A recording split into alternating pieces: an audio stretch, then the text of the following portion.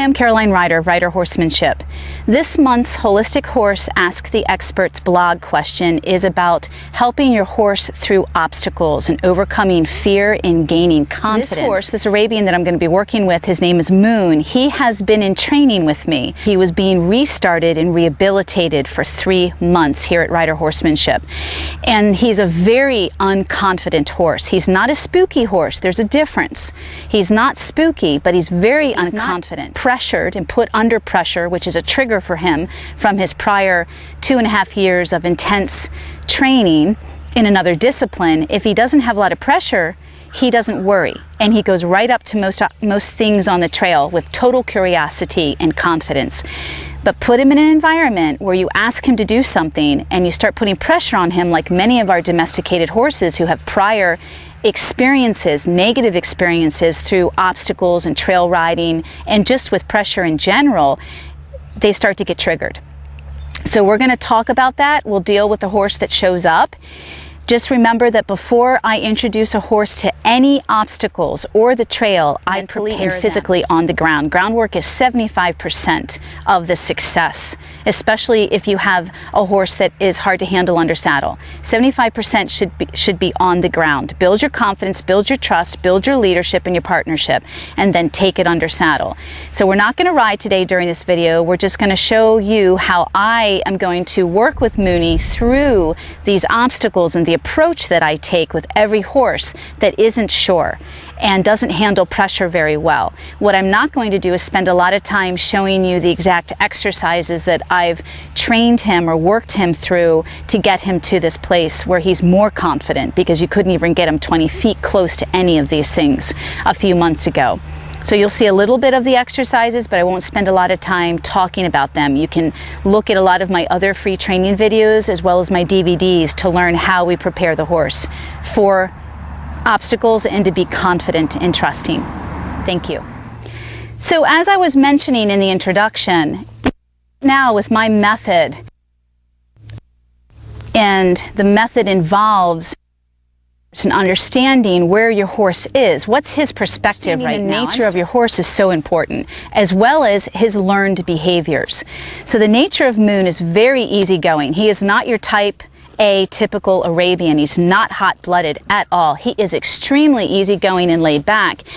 Both of his parents were champion Western pleasure horses in the Arabian circuit, and he was being groomed and polished and trained to do that as well. So you have to take that into consideration, his nature, and yet why is this horse so unconfident? Why is he so afraid and unsure to the point of stressing himself out and absolutely acting like a crazy idiot? Well, it's a learned behavior. He's learned how to cope a certain way, how to deal with situations a certain way. And then really for him, probably 80–90% of his behavior is he just doesn't know how to cope right now.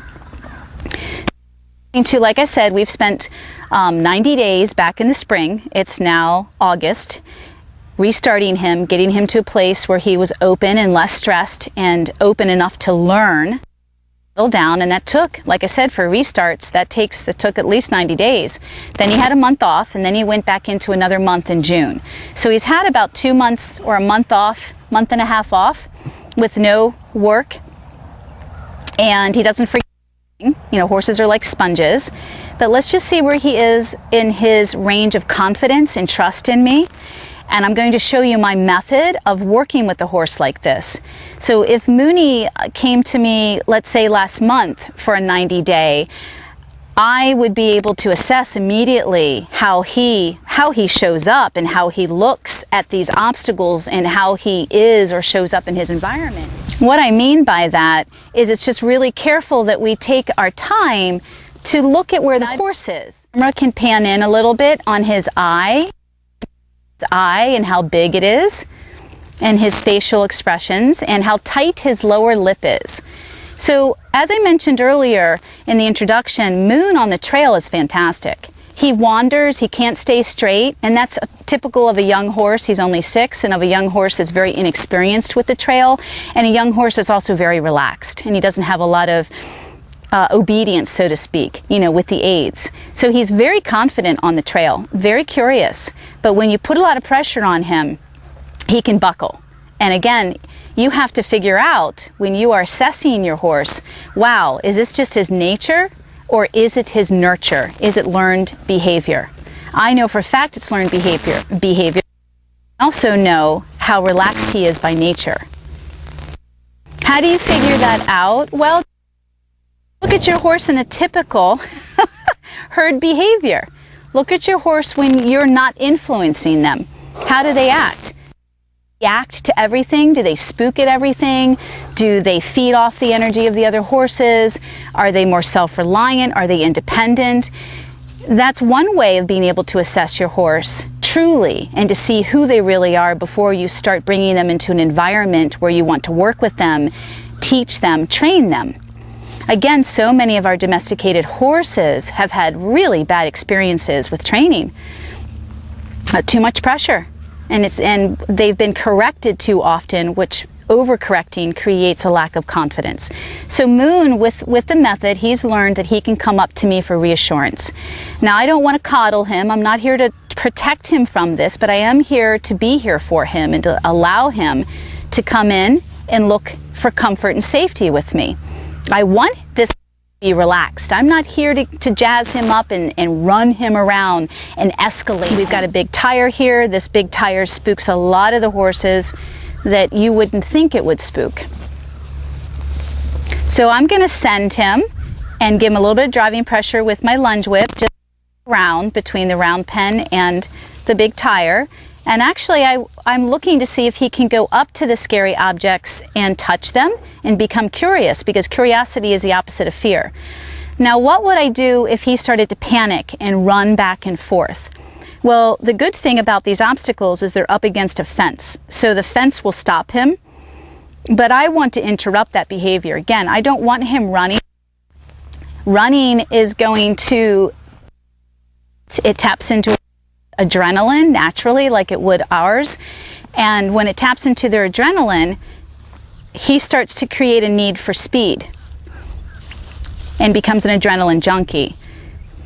Now, I'm not saying that if he started to run right now and move back and forth, that I might not let him do that for a little while, but it's how he does it. How is he showing up? Is it really reckless and really dangerous? Is it escalating to the point where he can't stop? Because sometimes, not to contradict myself, the horse has to move.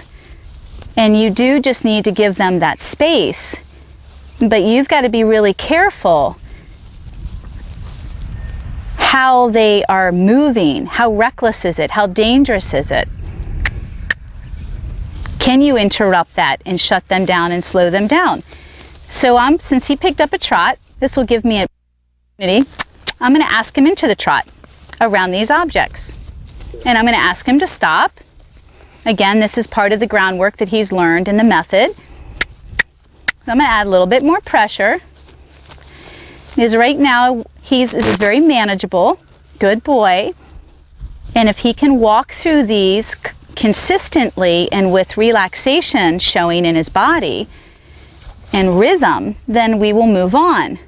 But if he needs to pick up speed, we might work with that for a little bit until he can find a place of comfort and slow down and not panic.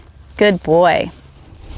So the beauty of natural horsemanship and so much of the groundwork is to engage the left side of the horse's brain. And that's what we want to do. Every time I change direction, and I've worked on this, the depth of connection and communication through the subtlety of my aids, my mind, my energy. When I breathe down and ground, can he stop, which he just did?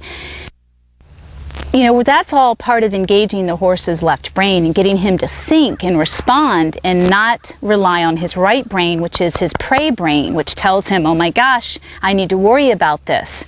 And how much do I need to worry about this? How fast do I need to get? Fight, flight, or freeze. So this is great. He's walking through a lot better, more relaxed, more consistent. So again, I didn't want to contradict myself by saying I don't want the horse to pick up a trot or to canter.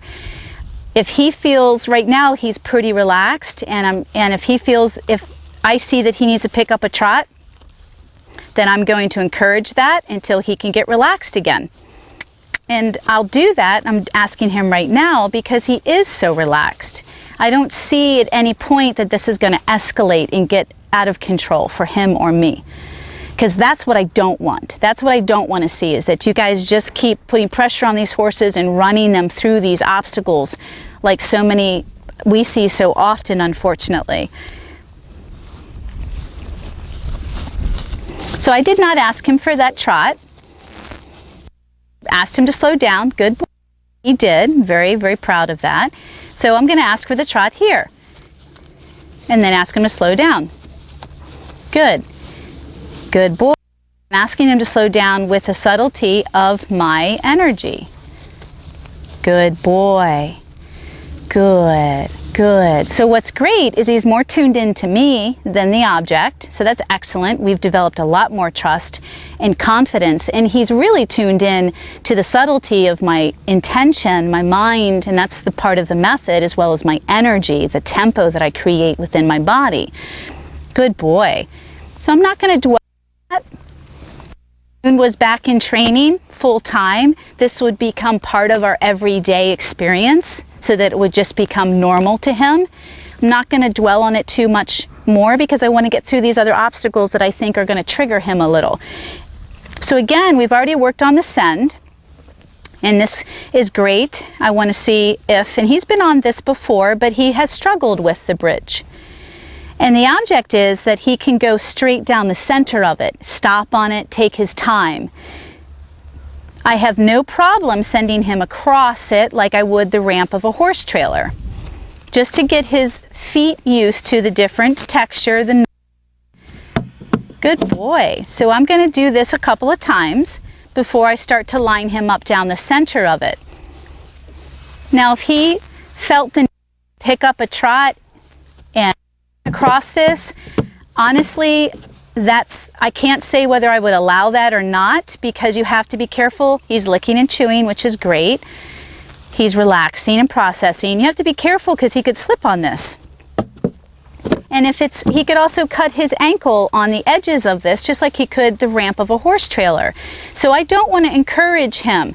So if he were to pick up a trot, I would actually interrupt that, and I'll show you how I'll do that before he gets to the trot. I'm going to ask him, and I'll show you how I'm going to interrupt that trot before he gets to the bridge. I'm going to shake the rope, even if I have to yank on his nose a little bit and smack the whip to interrupt him, interrupt the path and his mind, because he's dead set on going across that bridge, because I want him to go across it thinking and slowly. Good boy. And with that interruption, again, you're starting to help your horse slow down, not panic, not rush, not develop a habit or a pattern of flying through obstacles. And this is a dangerous one. He could trip on it, he could cut himself. And again, this is the same approach I would take to a horse trailer with a ramp. Before I start teaching the horse to self-load, load themselves, we would be working on all of this groundwork, on the send, on the lunge, on the moving the shoulders, moving the haunches, driving, all of these ground exercises to develop deeper trust, respect, leadership, and partnership. So I'm going to trot him again. Good boy. And I'm going to shake this rope right about now. Good. You can get as strong as you need to. Shake it, shake it, shake it. Even if you got to pull on that nose or crack that whip to back him up. Good, and he knows all of this. So get him to think and get him to tune back into you. I want this horse thinking. Good boy. I want this to be a nice, comfortable, relaxed, good boy. Excellent situation. And I've already got all 4 feet on there. That's excellent. So this is going pretty well. I'm going to line him up down the center of it. Good boy, buddy. Good boy. Good. Good. That's a nice thinking horse. Now, what I also recommend is that you keep working with one side, one eye, consistently with repetition. until the horse is consistent, and every time you ask, they consistently do what you ask, and they do it with relaxation. So I'm going to go again back. Okay. So don't start switching sides until the one side's working really, really well. And again, what does really well mean, and how does it show up in my work? What am I looking for? I'm looking for a responsive horse. Good boy. Relaxed horse, and a relaxed horse will have rhythm. They'll be consistent. They won't speed up like he just did. They won't slow down. Good boy. Good. So he's blowing out. I'm going to allow him to stop when he wants. Check in with me. Keep offering that level of comfort and safety and relaxation. Just keep building on that. And I'm going to send him back over this a couple more times because he sped up and slowed down. Now he did blow out, and that's great because that's another sign of relaxation. Good boy. Good boy. But I'd like to see a little bit, there we go, shake the rope. I'd like to see a little bit more control on his part, control of his emotions. Good boy. I don't want him taking this until he's thinking about it and he's relaxed about it. I don't want him flying through this and rushing through this. Now again, not to contradict myself, sometimes, not with this bridge though, maybe with the tarp or around those tires, sometimes a horse needs to pick up speed. They need to just work through that flight. You have to be the one to determine what's safe for both of you. And does your horse have the propensity to totally escalate and for this to get worse? Sometimes it has to get worse. That's the breakthrough. Sometimes it has to get worse before the horse figures out, oh my gosh, I don't have to, I'm spending so much energy worrying about this and panicking, and I don't have to. And that's the hardest thing to teach students when you're not a full-time trainer and work with hundreds and thousands of different horses, is you just don't have the experience yet, the feel and the timing to go, oh my gosh, I got to read this situation, and I've experienced this before, and I have so many tools and strategies, I know exactly how to help this type of horse. It takes time. So I'm not bringing a lot of information up to add confusion or to contradict myself. You just have to be the judge. There's no black and white to this. I could have 20 different horses, and each horse is going to handle this differently. There's no black or white. I'm just giving you a lot of different strategies to think about while we observe this horse. Good boy. Good boy, Moon. Good. Good boy. So again, this is going really well. I'm seeing consistency, and that's when I will stop and move on to the next obstacle. Consistency, at least 3 times he's showing up with responsiveness, relaxation, and rhythm. And again, I'm not going to keep dwelling on this or working on this. We're going to move on because I know tarps are a big deal for him because of the way he was trained with bags. Very negative training. So just watch and observe. Let your horse tell you how he feels about this before you start pushing him through these things. And can I lightly encourage him? Does he trust me enough that I can encourage him to approach something that he's not 100% sure of? The eating's excellent. Tells me he's got some relaxation there. Good boy. Good boy. Yeah, I'm going to offer a lot of positive reinforcement. Good.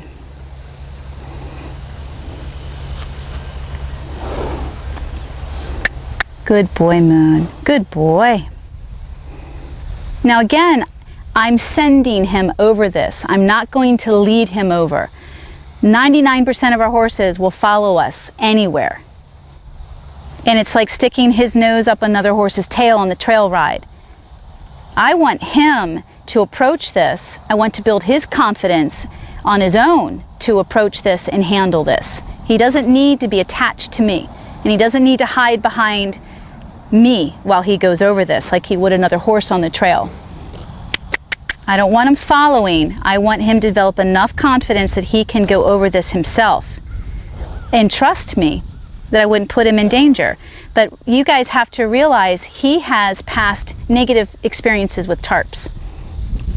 Most horses, they'll get through this and over this in a matter of a few sessions, a few days, but he's really struggles with this. And this may always be a point of contention for this horse because he has spent 2.5 years in some pretty brutal training. And this is the type of training he was introduced and taught with a bag on the end of a stick. And it wasn't done properly. It was done to force and scare him, belittle him. When he did something wrong, he was attacked with it.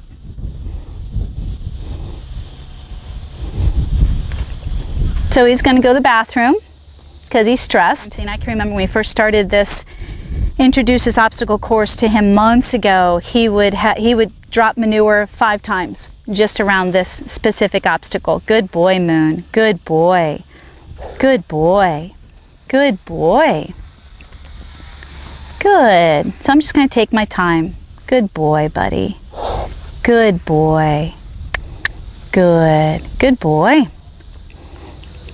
So it's going to take time and consistency for a horse like this to develop a new interpretation, perception, and association and experience. All of these areas need to change for him. He needs to associate positive with this. It needs to be a good experience, and it needs to be done often and consistently so that it creates a new pattern. So I let the rope drift out of my hand long enough for him to be able to get away without losing him. I didn't want to hold him. So it's the noise of the tarp that really bothers him. You know, he's not sure about the tarp to begin with because he was worked over tarps. He has no problem. He doesn't respond this way to water. It's plastic. Good boy, buddy. Good boy. So because to me, this is an extreme situation, an extreme learned behavior, coping mechanism, it is going to take the time it takes. And I'm not going to force this on him. That's not my method. This is my feedback, my information.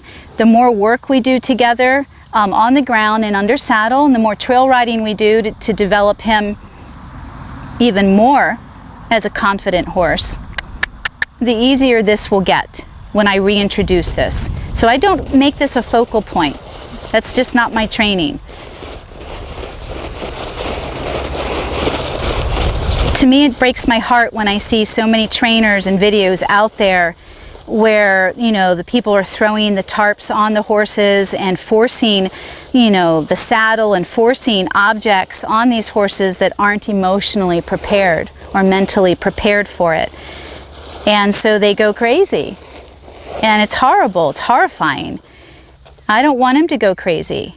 So my job is to do what I can to get him to feel safe, feel comfortable. Trust me. I'll stand over here and see if that's going to help to encourage him to just try. Good boy, Moon. Good boy, buddy. Good boy. And this is another strategy. I will work him around, let him get into that flight a little bit and work through that. But I'm going to shut it down. I'm not going to let him go all the way around me. I'm going to only go halfway around. Good. So I'm going to let him work on that flight, let him move his feet, but I'm going to control it. Good. I'm going to shut it down.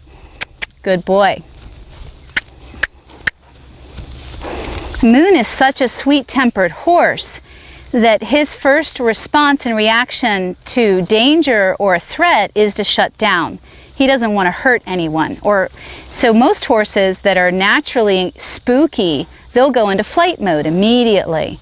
But a horse that is more relaxed, his temperament is easy, they're going to freeze. And that's Moon. That's how you know. That's the #1 sign of reading a horse's nature. How do they respond to scary situations? How do they respond? Do they shut down and freeze? Do they go into fight and pull you all over the place or charge at you or run you down? push you around, or do they go into flight? So if they go into flight immediately, then that's pretty much a spooky, high-strung horse. That's their first way of reacting and dealing, their self-preservation. Moon's a very sweet-tempered horse, as I keep saying. Good boy. Very quiet for an Arab. Good boy. So I'm just keep bringing him around to this object. Good lick and chew. I'm going to, because he has a tendency to freeze and shut down, I am going to want to work with him in movement. Wake him up a little bit and let him work with that adrenaline. And again, I'm looking for relaxation and rhythm in his movement, because that'll tell me he's becoming more at ease and more comfortable. If he was a really spooky, high-strung horse and needed to move around this, I would again allow the horse to move, but I would control where they go, meaning I would shut it down. I wouldn't let him just keep running around me, and I would change direction.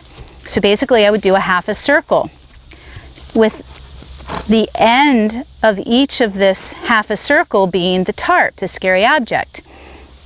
So that way, that's another strategy when you're working with a really spooky horse, how you can help them find comfort and feel safe. He's going to feel safe when you don't push him into dealing with this. I'm slightly pushing him, pushing his thresholds, but not to the point where he's going to go crazy. And I'm touching the tarp and I'm letting it make noise. But I'm also changing direction, getting him to think. Good boy. Helping him find some relaxation. Good boy. So I'm creating a different experience for him, a different association being around this scary object. And that's the most important thing. In time, he's been over this before, and many times, but it hasn't been 100% okay. Meaning he needs more time with this. And he's gone over it and he's touched it, but you could tell he was partially shut down. Good boy, Moon. Good boy. And then we'd go back to this a couple times during the week and it'd be like Groundhog Day. And that's how you know he's not ready. You know, you can keep introducing it, but it's not about this particular object because he has fear. He has way too much fear. And you have to be able to understand the difference between a horse just naturally being unsure about something naturally, and when they are truly fearful of it because of a bad experience and negative handling.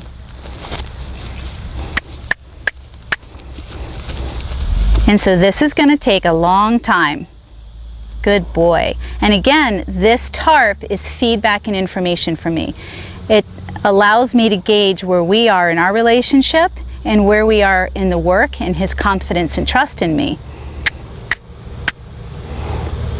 Good boy. Good boy. Yeah, so I just like him to touch it. Good boy. Again, this is progress. Yeah, I want to change his experience. Good boy, and his association with this. Good boy. Good. Good boy. So on that note, we're going to move on to the next couple of obstacles. And here we go with the tarp again. Remember, I don't want these to be stressful for him. For me, it's all about, he's got to try though, but it's all about the experience for this horse and creating new habits for him so that every time he comes up against something he's not sure of, how do you show up? And how do you help him? That's fine, let him go. Right now it's all controlled, it's not crazy, so I'm going to let him go and we'll just keep going back and forth until he can work through that panic a little bit. Till he realizes I'm not going to threaten him, I'm not going to make him go through this. He's going to have to get close to it when he's ready, but I'm going to keep asking. I'm going to keep putting a little bit of pressure on him by driving him with the whip behind his haunches here and leading him with the lead rope to get a little closer. He's got to get a little closer. Good boy. And acknowledging it. Good boy. Want him to acknowledge it.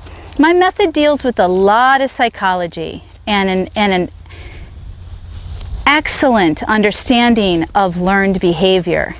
And the psychology is understanding the nature of the horse, you know, how they're hardwired, what makes them tick and motivate them, but also the individual personalities and the depth and complexity of our horses. I deal with a lot of post-traumatic stress disorder and trauma and rehabilitation. Good boy. So just let him think about it. I mean, that's progress. I want him to think about it. It touched him. Good boy. He licked and chewed. That became a good experience. I'm here. I'm constant. I'm steady. I'm offering a little bit of pressure just to push him to keep trying. Good boy. And if he's got a trot, this is an okay situation as far as letting him trot. It's not getting out of hand. He's not pulling me all over the place. He's not running himself crazy. And believe me, I've had those horses. And I wouldn't be here. We'd be doing other work and more of that work. And this again would be our feedback. Good boy. So he's thinking about it. Good boy. You want him to engage that left brain. You don't want him looking at me. You don't want him eating grass, which is a good sign of relaxation. I want him to think about that right now. Good boy. I want him to analyze it. Get that left brain working. Good boy. Yeah. Good boy. Now don't get me wrong. If a horse eats around something that they're not sure of, then that's a sign of relaxation.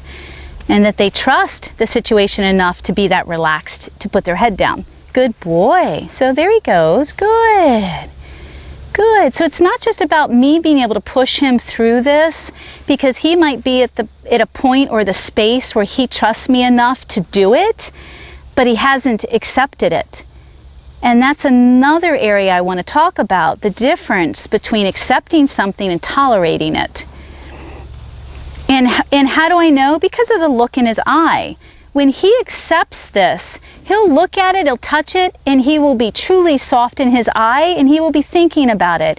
When he tolerates it, he gets this glazed over, shut down look, where he kind of checks out, but he'll go through the motions. And again, a lot of our horses will do that. And a lot of our training teaches us to look, not even look for the acceptance, but to just deal with the horse tolerating what we put in front of them.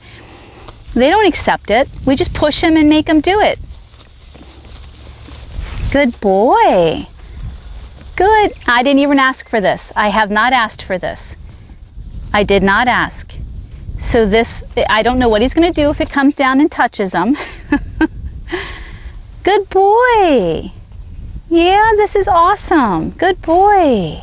Good boy. Remember, you want every experience this horse has and that he associates with you to be positive. You've got to turn that experience around to a positive, because therefore he won't be afraid to try anything you put in front of him, no matter how much he worries about it.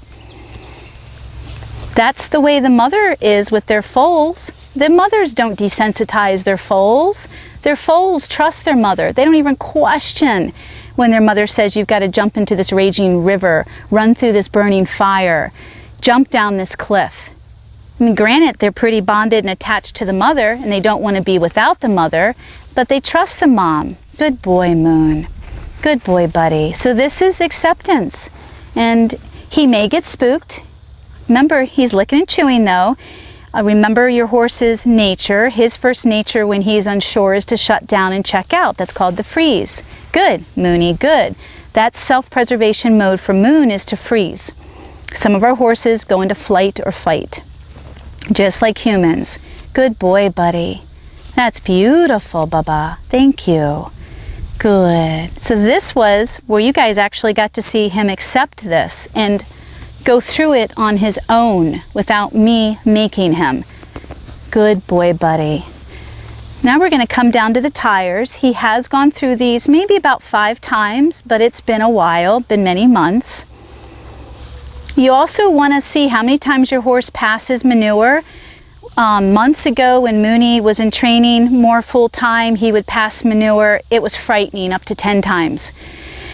And we didn't, my obstacle courses are not designed to train the horse. They're designed to test the horse. So I would be like, okay, we have more work to do. we have deeper work to do. Maybe we're not going to change the exercises themselves, but we're going to get deeper.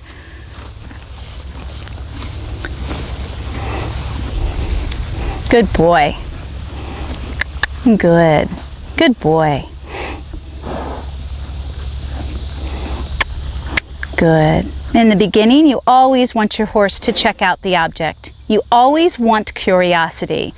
Once they've gone through this many times and there's a level of education and a level of understanding, what's to be expected, you understand where they are, they understand what you want, then you would want them to just be able to go through this with ease and to trust you, to be responsible, respectful, and trusting. But in the beginning, you want them to check out the obstacle because curiosity is the opposite of fear. Good boy. I'm just going to redirect him again, send him back over this. Good boy, Moon. I'll allow them to eat grass. He's gotten his feet stuck in these before and flipped them and flipped himself out. So grass, again, that's excellent. This is a good thing. Let him associate yum, yum grass with the obstacles.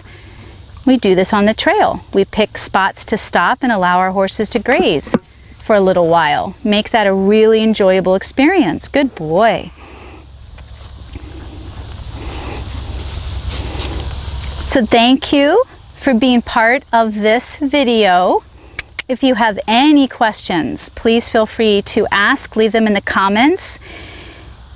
Remember that I did not just introduce these obstacles to Moon or any other horse. We go through working together for at least 2 weeks through my ground exercises, my method, my liberty, and the round pen to develop the relationship and the trust and the acceptance with me.